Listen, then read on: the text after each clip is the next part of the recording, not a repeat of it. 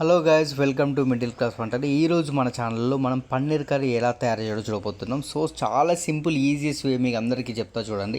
So దానికి కావాల్సిన paneer cut చేసుకోవాలి అండ్ టమాటో అండ్ ఆనియన్స్ ఇలా కట్ చేసి పెట్టుకోవాలి.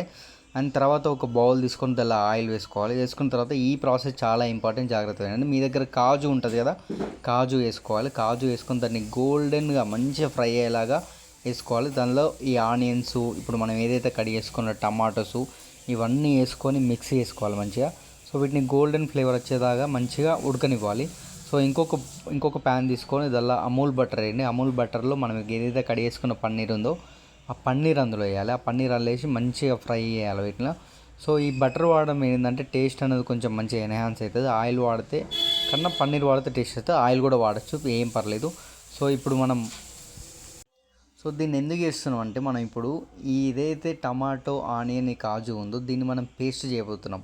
సో మిక్సీలోకి తీసుకొని దీన్ని మనం పేస్ట్ చేయాలి. పేస్ట్ చేస్తే సో ఆ పేస్టే మనకు మొత్తం టేస్ట్ అనేది ఎన్హాన్స్ చేస్తుంది అన్నట్టు. ఇదే అసలు ప్రాసెస్.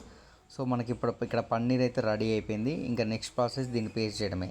మిక్సీ తీసుకొని దీన్ని అలాగే పేస్ట్ చేయాలి. పేస్ట్ చేసిన తర్వాత ఇలా మనకు పేస్ట్ రెడీ అయిపోతుంది. సో దీన్ని అలా పక్కకు పెట్టండి. సో ఇప్పుడు ఇక్కడ చూపించినట్టు ఈ లవంగాలు, యాలకులు ఇలాంటి మసాలాలు ఉంటాయి కదా మన కిచెన్లో, ఈ బగారా సామాన్ అంతా ఈ ఆయిల్ తీసుకుని ఆయిల్ వేసి పుదీనా వేసుకోవాలి. అండ్ పుదీనా వేసుకొని అండ్ దాని తర్వాత అల్లం ఈజ్ మోస్ట్ ఇంపార్టెంట్. అల్లం వేసుకోవాలి. అల్లం వేసుకొని సో కొంచెం పసుపు అండ్ ఇవన్నీ వేసుకున్న తర్వాత సో మనం ఏదైతే మిక్సీ చేసి పట్టుకున్న ఈ పేస్ట్ ఏదైతే ఉందో ఆ పేస్ట్ దానిలో వేయాలి. సో అందులో వేసి ఇది కొంచెం మనకు మంచిగా కలుపుకోవాలి, మిక్స్ చేయాలి.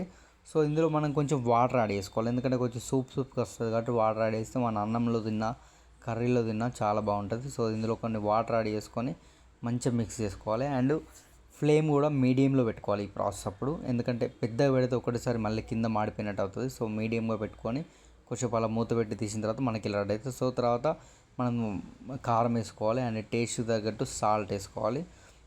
సో సాల్ట్ వేసుకొని మంచిగా వీటిని అన్నింటినీ మంచిగా కలపాలి.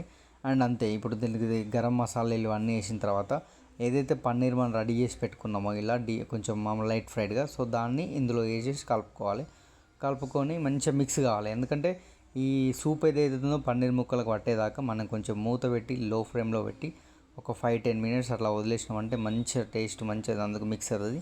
సో దాని తర్వాత ధనియా పౌడర్ వేసుకొని మనం మిక్స్ చేసినామంటే మనకు పన్నీర్ కర్రీ రెడీ. సో ఇంకేం లేదు, మనం పైన కొత్తిమీర వేసుకొని డెకరేట్ చేసుకున్నామంటే మన కర్రీ ఇది మంచిగా మీరు అన్నంలో తినచ్చు, చపాతీలో తినచ్చు, ఉత్త కూడా తినచ్చు, అంత బాగుంటుంది.